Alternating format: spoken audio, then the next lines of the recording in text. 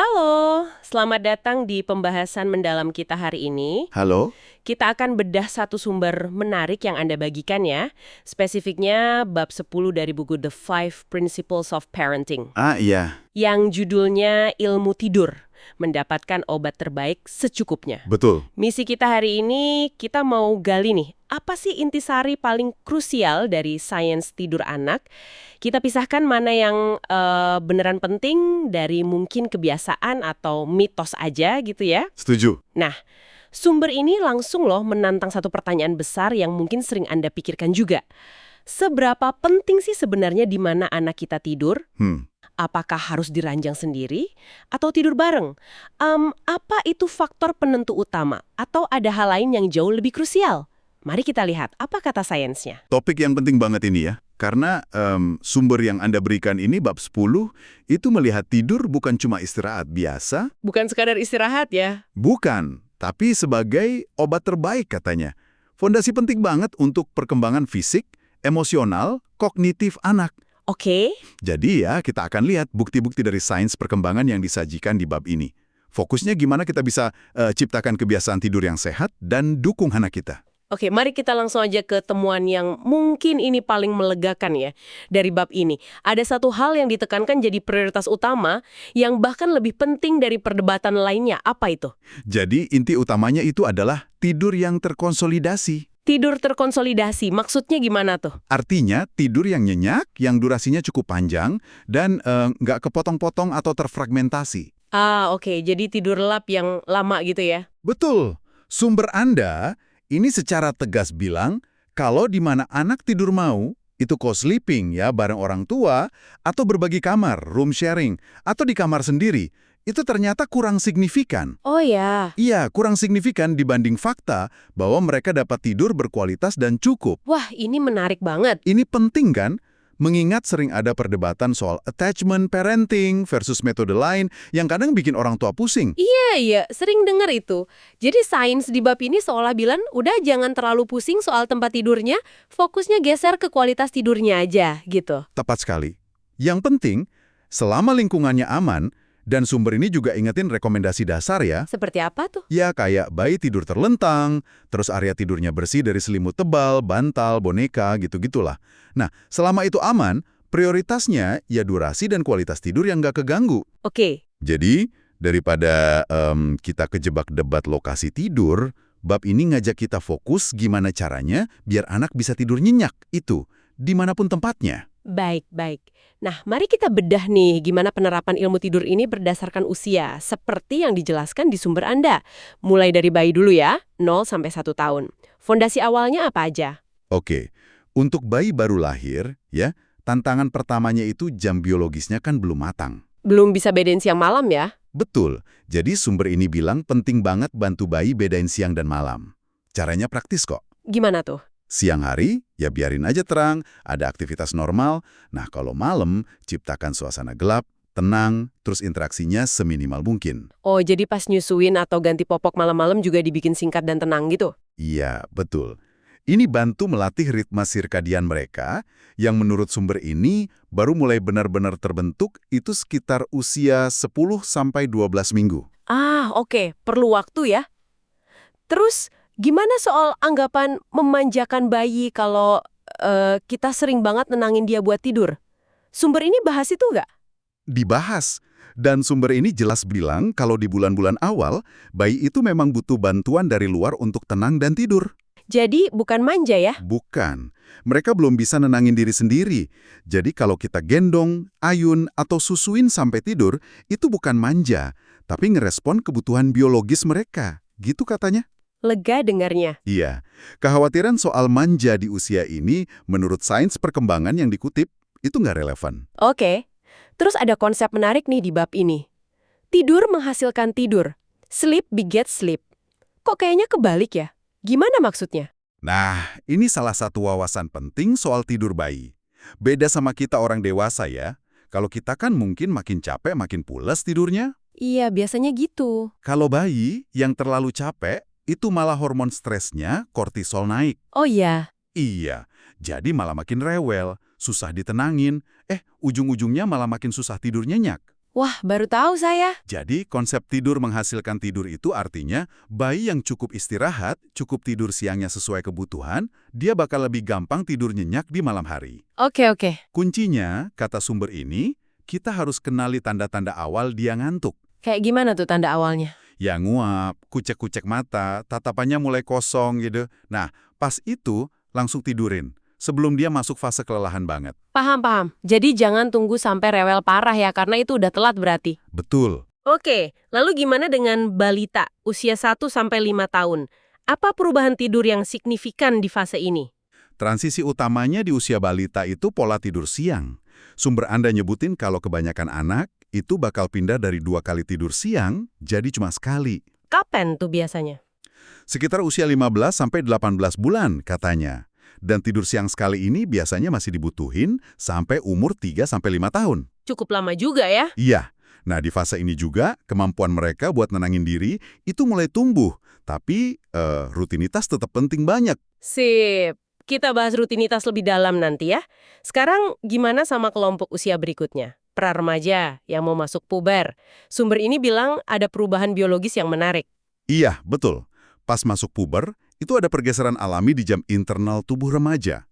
Ritme sirkadiannya geser. Geser gimana maksudnya? Ada kecenderungan biologis buat ngantuknya lebih malam, terus pengen bangunnya lebih siang. Oh, jadi bukan karena malas aja ya? Bukan sekedar males, tapi emang ada perubahan fisiologis. Terus, sumber ini juga nekenin, mungkin ini agak kagetin ya, kebutuhan tidur remaja itu bisa jadi malah nambah. Nambah? Bukannya makin gede makin kurang tidurnya? Nah ini dia, justru bisa jadi nambah dibanding usia sebelumnya karena otak mereka lagi fase pematangan kognitif yang intensif banget. Wah, ini sering jadi masalah kan ya antara jam tidur remaja sama jadwal sekolah pagi? Banget. Gimana orang tua bisa nyikapinnya nih berdasarkan panduan di bab ini? Sumber ini nyaranin pendekatannya realistis aja dan komunikatif. Tetapin batasan yang jelas tapi masuk akal. Contohnya?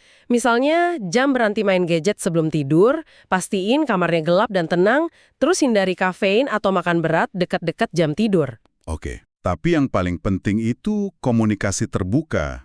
Jelasin kenapa tidur cukup itu penting buat otak dan kesehatan mereka. Bukan cuma aturan orang tua aja. Kalau mereka paham dasar biologisnya, mungkin bisa lebih kooperatif gitu. Masuk akal. Nah, tadi kita sempat singgung pentingnya rutinitas ya, terutama buat balita. Tapi kayaknya berlaku buat semua umur ya? Iya, betul. Bisa kita dalami lagi, kenapa sih rutinitas tidur ini efeknya kuat banget menurut bab 10 ini? Bab ini jelasin kalau kekuatan rutinitas itu ada di prediktabilitas. Prediktabilitas. Ya, rutinitas yang konsisten itu ngasih sinyal ke otak dan tubuh anak kalau waktu tidur udah dekat. Ini bikin rasa aman, ngurangin cemas, karena anak tahu abis ini ngapain, abis itu ngapain. Jadi urutannya ya yang penting? Betul, sumber ini nyaranin rutinitas ideal itu 3-4 langkah nenangin yang dilakukan dalam urutan yang sama tiap malam. Contohnya kayak gimana? Bisa mandi, pakai piyama, minum susu atau nyusu, terus baca buku bareng, misalnya. Oke, jadi bukan langkah spesifiknya ya yang harus saklek, tapi konsistensi urutannya itu yang ngasih sinyal tidur. Tepat. Konsistensi urutan itu kuncinya. Tapi sumber ini juga ngasih catatan penting nih. Apa tuh? Kita perlu cari sweet spot-nya, keseimbangan yang pas, rutinitasnya predictable. Tapi jangan kaku-kaku banget sampai stres kalau sesekali melenceng dikit. Oh, jadi tetap fleksibel juga ya? Misalnya pas lagi liburan atau gimana gitu? Iya, fleksibilitas dalam kerangka konsistensi, gitu intinya. Oke. Nah, sekarang kita masuk ke area yang sering jadi tantangan ya, ngatasin masalah tidur. Bab ini bahas soal pembelajaran tidur atau sleep training. Apa pesan utamanya soal ini? Pesan utamanya ini menurut saya sangat melegakan dan ngurangin tekanan ke orang tua. Gimana tuh? Intinya, nggak ada satu metode sleep training yang paling benar buat semua orang. Oh, nggak ada satu cara ajaib gitu ya? Nggak ada. Sumber ini nekenin pentingnya orang tua milih pendekatan yang cocok sama nilai-nilai keluarga, terus temperamen unik anak, sama tingkat kenyamanan orang tua sendiri. Jadi beda keluarga bisa beda cara ya? Bisa banget. Apa yang cocok buat satu keluarga, belum tentu pas buat yang lain. Fokusnya itu bantu anak ngembangin kemampuan buat nenangin dirinya sendiri. Oke, bisa di-breakdown sedikit nggak metode spesifik yang disebut di sumber ini sebagai contoh? Biar ada gambaran. Boleh. Sumber Anda ngasih 2 contoh pendekatan utama nih. Apa aja tuh? Pertama, modified cried out, sering disebut juga metode Ferber. Jadi, habis rutinitas, anak ditaruh di kasur, pas ngantuk tapi masih melek, orang tua keluar. Terus kalau nangis? Kalau nangis, orang tua balik lagi buat nenangin sebentar. Bisa ngomong lembut, tepuk-tepuk pelan, tapi nggak digendong. Habis itu keluar lagi. Nah, interval waktunya nunggu sebelum masuk lagi, itu ditambah secara bertahap. Misal 5 menit, terus nanti 10 menit, 15 menit, gitu. Tujuannya apa tuh? Biar anak belajar kalau orang tua tuh ada, tapi dia perlu cari cara sendiri buat tenang. Oke. Terus metode kedua? Kedua, camping out. Ada juga yang nyebut fading. Ini orang tua duduk di kursi di samping tempat tidur anak sampai dia tidur. Ditungguin sampai tidur? Iya, tapi tiap beberapa malam, kursinya digeser makin jauh, sampai akhirnya di luar kamar. Ini lebih bertahap, nangisnya biasanya lebih sedikit, tapi ya butuh waktu lebih lama. Paham. Jadi apapun metodenya tujuannya sama ya, ngajarin anak nenangin diri.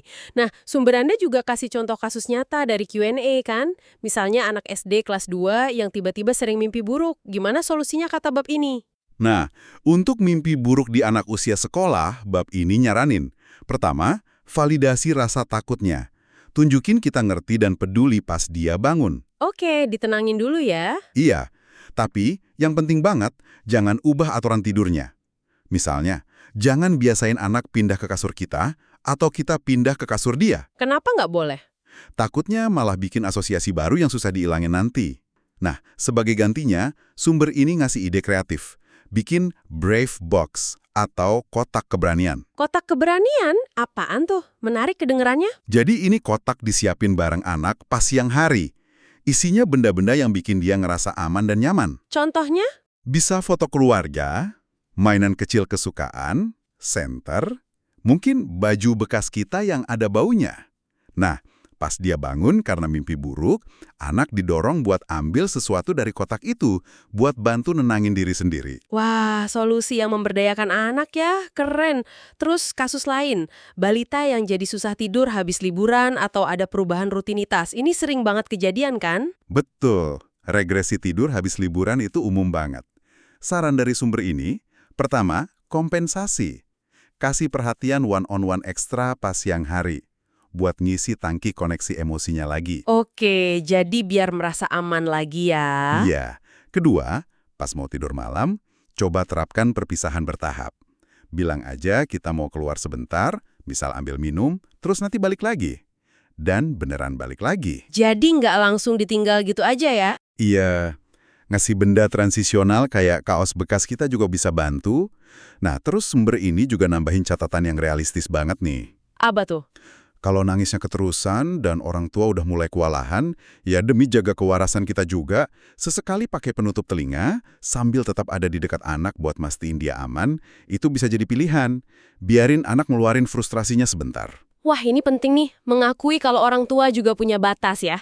Betul, kewarasan orang tua itu juga prioritas. Oke, nah sebelum kita rangkum, ada satu lagi alat praktis yang disebut di bab ini buat bantu relaksasi. Apa itu? Oh iya, latihan relaksasi otot progresif. Progressive Muscle Relaxation atau PMR. Ini teknik yang efektif banget buat menangin sistem saraf. Buat anak-anak bisa? Bisa. Buat anak yang udah lebih besar, atau buat kita orang dewasa juga bisa. Jadi bagian dari persiapan tidur. Gimana cara kerjanya secara singkat? Intinya, kita secara sadar ngencengin satu kelompok otot, misalnya otot lengan. Tahan beberapa detik, rasain tegangnya. Terus lepasin sepenuhnya, rasain rileksnya. Oh, dikencengin terus dilepasin gitu ya? Iya. Dilakuin berurutan, misalnya dari jari kaki, naik ke betis, paha, perut, dada, lengan, tangan, sampai otot muka. Proses fisik ini bantu ngelepasin ketegangan fisik sama mental, ngasih sinyal ke tubuh buat rileks dan siap tidur. Kedengarannya simpel tapi kayaknya efektif ya. Lumayan. Luar biasa. Kita udah gali banyak banget ya wawasan dari bab 10 ini soal sains di balik tidur anak. Bisa kita tarik benang merahnya nggak? Poin-poin paling penting sebagai obat terbaik ini apa aja? Tentu. Jadi berdasarkan pembahasan kita dari sumber Anda ya, bab 10 ini nekenin beberapa hal kunci dari ilmu tidur anak. Oke. Pertama, prioritas utama. Tidur yang terkonsolidasi, yang nyenyak, nggak kepotong-potong. Itu target paling penting, lebih dari soal tempat tidurnya di mana. Siap. Kedua? Kedua, keamanan dasar tetap penting.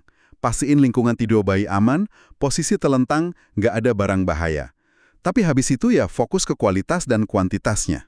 Oke, lanjut. Ketiga, kekuatan rutinitas. Rutinitas yang konsisten, ya 3-4 langkah nenangin dengan urutan sama. Itu ngasih rasa aman dan sinyal tidur yang kuat. Penting banget ini ya. Iya. Keempat, hindari kelelahan berlebih. Ingat prinsip tidur menghasilkan tidur. Kenali tanda awal ngantuk, langsung tidurin sebelum dia overtired. Jangan sampai kelewat ya. Betul.